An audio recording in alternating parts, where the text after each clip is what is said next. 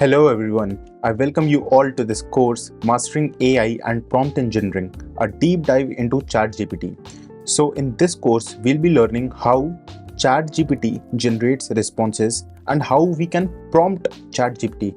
The meaning of prompt is like how we have to ask ChatGPT so that it gets an answer that is desired. This prompt engineering isn't taught in colleges yet, but here you are. In this course, you will be learning everything about prompt engineering and some things about AI.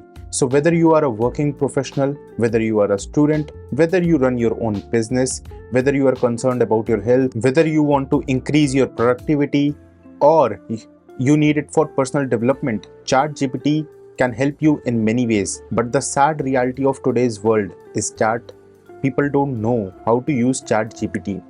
So we will be learning in this course how we can prompt ChatGPT and what are the different versions of ChatGPT, what all ChatGPT can do.